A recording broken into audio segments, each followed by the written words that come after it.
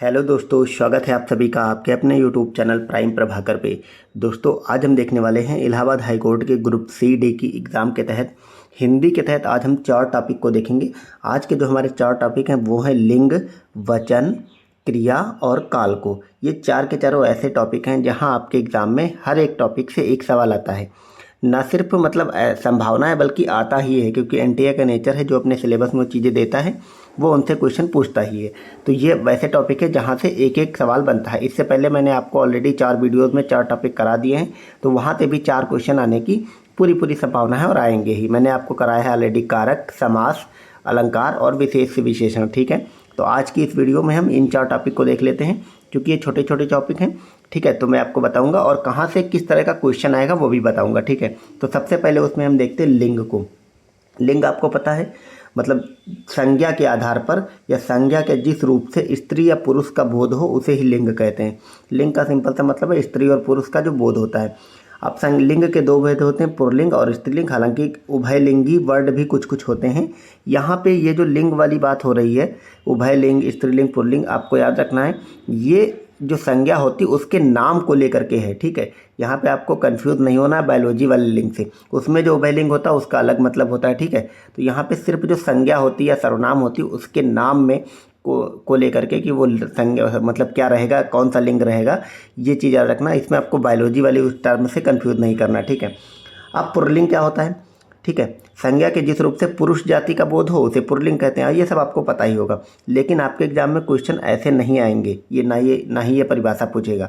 आपके एग्जाम में कुछ टर्म दे देगा। ठीक है, एक लाइन लिख देगा और उसको अंडरलाइन कर देगा और पूछेगा कि ये रेखांकित जो शब्द है उसमें कौन सा लिंग है, या फिर सिंपल सा कोई वर्ड दे देगा और पूछेगा ये कौन सा वर्ड है, या फिर 4 वर्ड दे देगा और पूछेगा कि इनमें से कौन स्त्रीलिंग नहीं है या फिर पुल्लिंग नहीं है। ठीक है, तो यहाँ पे कुछ एग्जाम्पल दिए गए हैं, इनको आप रट लीजिएगा। ठीक है, ये एग्जैक्ट आपको रट लीजिएगा। ऐसे ही क्वेश्चन देखने को मिलेंगे कि ये जो सारे एग्जाम्पल हैं ये सारे पुल्लिंग में आते हैं। जैसे नाखून पुल्लिंग होता है, कान पुल्लिंग होता है, झुमका जो है वो पुल्लिंग होता है, तन पुल्लिंग होता है, घी, पपीता, जल, तिल, दिन, दीपक, संघ, दल, शरीर, दही, मोती।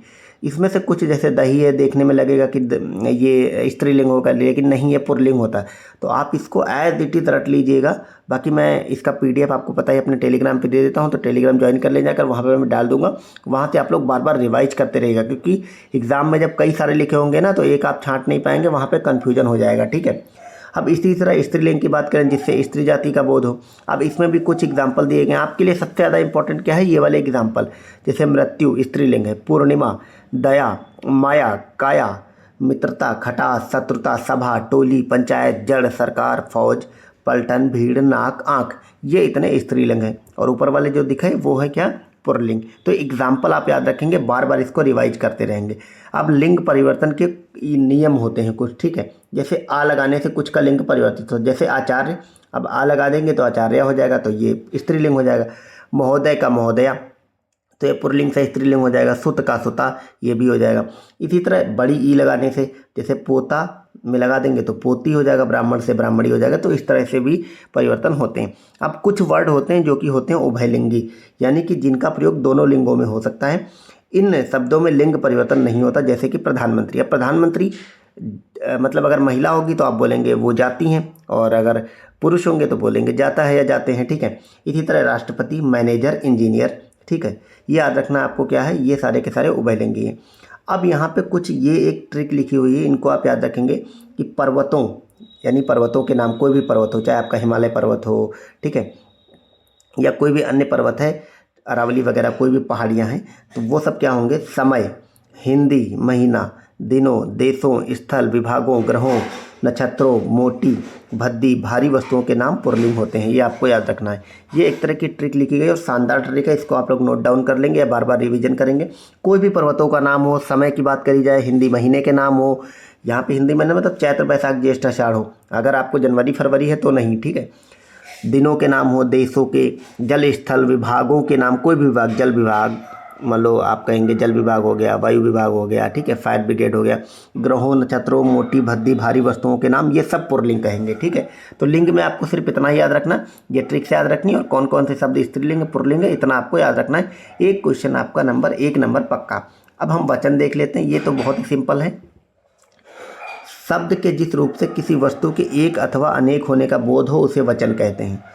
ठीक है, बाहर से बहुत सारी आवाज़ें आ रही हैं, आप लोग थोड़ा माइंड करिएगा उसको, मतलब माइंड मत करिएगा। तो एक वचन से एक व्यक्ति या वस्तु का बोध होता है, जैसे लड़का, पुस्तक, कलम। बहुवचन से शब्द के जिस रूप से अधिक व्यक्तियों या वस्तुओं का बोध होता है उसे बहुवचन कहते हैं, जैसे लड़के, पुस्तकें, कलमें। तो ये सब आप लोग लगा लेंगे, बहुत ईजी भी होता है। अब बहुवचन लिखा गया है यहाँ पे, एक वचन से बहुवचन कैसे बनते हैं। तो पाठक में अगर गण लगा दे तो पाठक गण, तो कई सारे लोग हो जाएंगे। आप से आप लोग, सज्जन से सज्जन वृंद, ये आप याद रखेंगे, सज्जन वृंद। वृंद थोड़ा नया लग रहा है तो ये दे देंगे, तो आप लोग कंफ्यूज हो सकते हैं। ठीक है, इसी तरह से गुरुजन, तो ये बहुवचन हो जाएंगे। तो वचन में सिर्फ आपको इतना ही याद रखना, इससे अलावा वचन में कुछ नहीं पूछता, बहुत ईजी है, मतलब कुछ खास नहीं है। अगला हम देखेंगे क्रिया, और फिर लास्ट में हम काल को देखते हुए चलेंगे। काल से बहुत सारे क्वेश्चन, बहुत सारे नहीं, मतलब क्वेश्चन तो एक ही बनता है, लेकिन एग्जाम्पल तो ऐसे दे देगा, उसमें थोड़ा कन्फ्यूजन होता है। अब क्रिया क्या होती है, हम सबसे पहले ये देखते हैं। जिस शब्द के द्वारा किसी कार्य के करने या होने का बोध होता है उसे क्रिया कहते हैं। क्रिया का सिंपल मतलब होता है कोई कार्य हो रहा होता है या होने का बोध होता है, तो वही क्रिया होती है। ठीक है, तो अब देखते हैं, कर्म के अनुसार क्रिया के दो भेद होते हैं, एक होता है सकर्मक क्रिया, एक होता है अकर्मक क्रिया। ये आप सबने पढ़ा भी होगा, जिन्होंने भी हिंदी पढ़ी है। आप इसकी भाषा पे मत जाइए, मैं आपको एक सिंपल सा सिर्फ एक लाइन की ट्रिक बताता हूँ, उसी से आपको हो जाएंगी चीज़ें। आपको याद रखना, कर्ता आप सबको पता होता है, कर्ता संज्ञा होती है, सर्वनाम होती है, यानी कोई व्यक्ति ही होता है सजीव वाला। ठीक है, और मतलब जीव हो सकता है कोई भी। ठीक है, जहाँ पे भी कोई भी कर्म कर्ता के द्वारा किया जा रहा हो वहाँ पे अकर्मक क्रिया होगी। जहाँ पे कर्ता ना हो करके कोई अन्य कार्य हो रहा हो बिना कर्ता के, वो होगी सकर्मक क्रिया।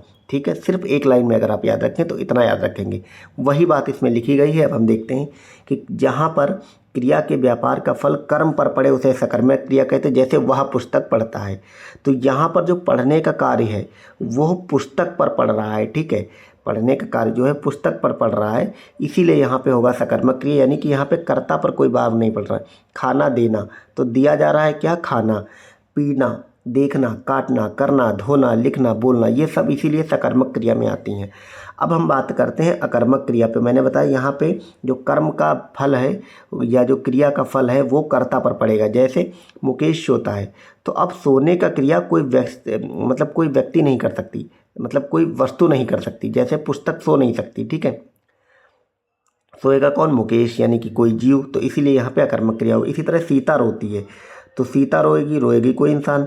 यहाँ रोने धोने का या सोने का फल सीधे कर्ता पर पड़ता है। इन वाक्यों में कर्म नहीं होता, जैसे सोना, चलना, रोना, उठना, खुलना, जाना, हंसना।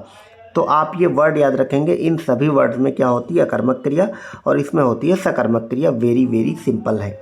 अब यहाँ रचना की दृष्टि से क्रिया के कुछ भेद देख लेते हैं हम। जैसे सामान्य क्रिया क्या होती है, यहाँ केवल एक क्रिया का प्रयोग किया जाए वहाँ सामान्य क्रिया होती है। जैसे अनिल आया, मैंने पढ़ा, तो यहाँ पे सिर्फ एक क्रिया है, अनिल आया तो आने की क्रिया हो रही, मैंने पढ़ा, तो ये सिर्फ और सिर्फ एक क्रिया हो गई। ठीक है, वेरी सिंपल है। सामान्य क्रिया का मतलब है जहाँ पे एक क्रिया हो। ठीक है, अब संयुक्त क्रिया, जहाँ दो या दो से अधिक धातुओं से मिलकर बनने वाली क्रियाएं संयुक्त क्रियाएं कहलाती हैं। जैसे लिखना चाहता है, पढ़ सकता है। ठीक है, तो लिखना भी एक क्रिया है और चाहना भी एक क्रिया है। इसी तरह पढ़ना भी एक क्रिया और सकना भी एक क्रिया। तो ओवरऑल जिसमें दो या दो से अधिक क्रियाएं हों तो वो होती है संयुक्त क्रिया। अगला है नाम धातु क्रिया। संज्ञा, सर्वनाम या विशेषण शब्दों से बने क्रिया पदों का नाम धातु क्रिया कहते हैं। तो जहाँ पे भी जो क्रिया है वो संज्ञा, सर्वनाम या विशेषण से बना होगा वो होगा नाम धातु। जैसे हथियाना, बतियाना, लतियाना। तो इस टाइप के आप वर्ड अगर आपको समझ आता है तो समझिए, वरना आप रट लीजिएगा। हथियाना, बतियाना, लतियाना, इस टाइप की जो बातें हैं सब नाम धातु क्रिया में आती हैं। ठीक है, बाकी संज्ञा, सर्वनाम और विशेषण से चूंकि ये बने हैं तो इसीलिए ये हो जाएंगे नाम धातु। फिर आती प्रेरणार्थक क्रिया। जब कर्ता स्वयं कार्य न करके किसी अन्य को कार्य करने की प्रेरणा देता है तो उसे प्रेरणार्थक क्रिया कहते हैं। जैसे वह राम से पत्र पढ़वाता है, तो यहाँ पे राम से पत्र पढ़वाया जाने की प्रेरणा मिल रही है, इसीलिए यहाँ पे प्रेरणार्थक क्रिया है। अगला है पूर्वकालिक क्रिया। जब कोई क्रिया मुख्य रूप से पूर्व की भांति पूर्व ही समाप्त हो जाए तो इसे पूर्वकालिक क्रिया कहते हैं। जैसे सीता खाना खाकर स्कूल जाएगी। ठीक है, तो पूर्वकालिक मतलब एक ऐसी क्रिया जो पहले ही समाप्त हो जाए। जैसे सीता खाना खाकर स्कूल जाएगी, तो सीता स्कूल जाएगी तो एक क्रिया है, लेकिन खाना खा कर जाएगी तो खाना खाने वाली क्रिया है, ये समाप्त हो जाएगी, इसीलिए इसको पूर्वकालिक क्रिया कहते हैं। अगर आप ये एग्जाम्पल याद रखेंगे तो आपको ये चीज़ें आसानी से पकड़ में आएंगी। अब हम काल को देख लेते हैं, ये हमारा चौथा टॉपिक है आज का। क्योंकि छोटी छोटी टॉपिक है तो मैंने सोचा 4 एक साथ करा दूं, आपके 4 नंबर पक्के हो जाएं मात्र आपके लगभग 10-12 मिनट के वीडियो में। तो काल की बात करें तो क्रिया के होने या करने के समय को काल कहते हैं। तो क्रिया किसी न किसी काल विशेष में होगी, वही काल है। अब काल के 3 भेद होते हैं, आप सबको पता होगा, वर्तमान काल, भूतकाल और भविष्य काल। वर्तमान में क्रिया के जिस रूप से आप पता चले कि काम अभी हो रहा है, यानी कि वर्तमान में हो रहा है, उसके अब इस वर्तमान के भी 3 भाग होते हैं। आपके एग्जाम में क्वेश्चन इसके अंदर से पूछा जाता है। जैसे सामान्य वर्तमान क्या है? जिसके काम के वर्तमान समय में सामान्यता होने का, वो जैसे मोहन जाता है, तो मोहन जाता है मतलब मोहन जा रहा है, जा रहा है अलग है, मोहन जाता है, ठीक है। तो मोहन जाता है जो है, इसका मतलब मोहन, ये सामान्य वर्तमान होगा। अब अपूर्ण वर्तमान क्या होगा? वह क्रिया जिससे यह मालूम होता है कि काम शुरू हो गया है और अभी जारी, जैसे मोहन जा रहा है, ठीक है, तो जा रहा है, ये अपूर्ण वर्तमान है, क्योंकि अभी मोहन जाता है में मोहन जाता है, और अपूर्ण में मतलब जा रहा है, अभी पहुंचा नहीं है, ठीक है, काम अपूर्ण नहीं हुआ है। इसी तरह संदिग्ध वर्तमान, क्रिया का वह रूप जिससे मालूम होता है कि क्रिया वर्तमान में ही है किंतु उसके होने में संदेह है, जैसे मोहन जाता होगा, तब अब इसमें डाउट किया जा रहा है, ठीक है, तो ये संदिग्ध हो जाएगा। अब आप इसका अगर सिर्फ एग्जाम्पल याद रखेंगे तो वहाँ पे लगा लेंगे, ठीक है, क्योंकि है लगा हुआ सब में, ठीक है। तो आप सबको पता है ये कहीं ना कहीं वर्तमान की बात हो रही है, ठीक है। जैसे मोहन जाता है तो सामान्य वर्तमान, मोहन जा रहा है वो अपूर्ण वर्तमान, मोहन जाता होगा तो संदिग्ध, मतलब इसमें कि जाता होगा से ही पता चल रहा है कि एक तरह की शंका व्यक्त की जा रही है। अब इसी तरह से भूतकाल पे आते हैं। इसमें क्वेश्चन बनते हैं, जिस क्रिया के रूप से यह पता चले कि काम बीते समय में पूरा हो गया, उसके 6 भेद होते हैं। 6 भेद किसके होते हैं? भूतकाल के। नंबर 1 सामान्य भूत, क्रिया के जिस रूप से मालूम हो कि काम बीते हुए समय में सामान्यता पूरा हो गया, जैसे मोहन ने सांप देखा, तो मोहन ने सांप देखा यानी कि मोहन सांप देख चुका है, मोहन ने सांप देखा, तो ये हो जाएगा सामान्य भूत। आसन्न भूत क्या है? मोहन ने सांप देखा है, अगर ये सांप देखा के बाद है लग जाए तो ये आसन्न भूत हो जाता है, और इसका मतलब होता है अभी अभी मोहन ने काम पूरा किया है। अगला है पूर्ण भूत, क्रिया के जिस रूप से यह ज्ञात हो कि काम बहुत पहले पूरा हो चुका है, जैसे उसने सांप देखा था, अब देखा भी है और था भी था, तो दोनों की दोनों पास्ट टेंस में, तो यानी कि बहुत पहले उसने देखा था, तो ये पूर्ण भूत यही माना जाता है। फिर आता है पूर्ण भूत, क्रिया के जिस रूप से क्रिया का भूतकाल में होना पाया जाए लेकिन पूर्ण हुआ या ना हुआ हो, उसमें संदेह हो, तो उसे अपूर्ण भूत कहते हैं। जैसे मोहन सांप देख रहा था, ठीक है, मोहन सांप देख रहा था की अगर बात करें, यानी पास्ट की बात है और काम जारी भी है, तो उसको कहेंगे अपूर्ण भूत। संदिग्ध भूत क्या होता है? जिस क्रिया के करने या होने में संदेह हो, जैसे मोहन ने सांप देखा होगा, ये वही बात है हमने जो ऊपर अभी कराए, बस इसमें पास्ट वाला टेंस लग गया तो उस तरह के सेंटेंस लिखे गए हैं, ठीक है।